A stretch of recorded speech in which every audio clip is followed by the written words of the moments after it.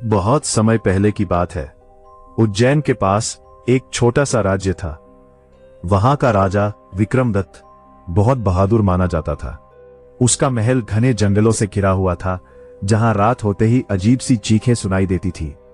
लोग कहते थे कि उस जंगल में एक पुराना श्राप है, पर राजा इन बातों को अंधविश्वास समझता था। एक रात अचानक महल के गलियारों में पायल की आवाज गूंजने लगी। राजा ने सोचा कोई दासी होगी, लेकिन जब दरवाजा खोला तो सामने लंबा अंधेरा गलियारा था और दीवारों पर टंगी तस्वीरें खुद ब खुद हिल रही थी। तभी एक ठंडी हवा का झोंका आया और किसी ने उसके कान में फुसफुसाया, राजा, तुम्हारा समय पूरा हो चुका है। राजा घबरा गया, पर उसने खुद को संभाला।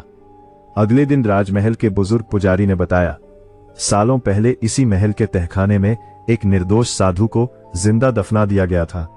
जाते जाते उसने श्राप दिया था, जिस दिन इस महल में अन्याय बढ़ेगा उसी दिन राजवंश खत्म हो जाएगा। राजा को याद आया, कुछ दिन पहले उसने लालच में आकर एक गरीब किसान की जमीन छीन ली थी। उस रात फिर से वही पायल की आवाज आई। इस बार राजा ने तलवार उठाई और तहखाने की ओर बढ़ा।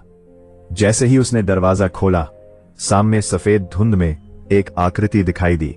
उसकी आंखें जल रही थी और चेहरे पर मिट्टी जमी थी।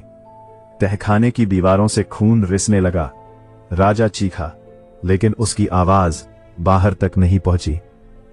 सुबह जब सैनिक तहखाने में पहुंचे, वहां सिर्फ राजा की तलवार पड़ी थी और दीवार पर खून से लिखा था, न्याय ही असली राज है।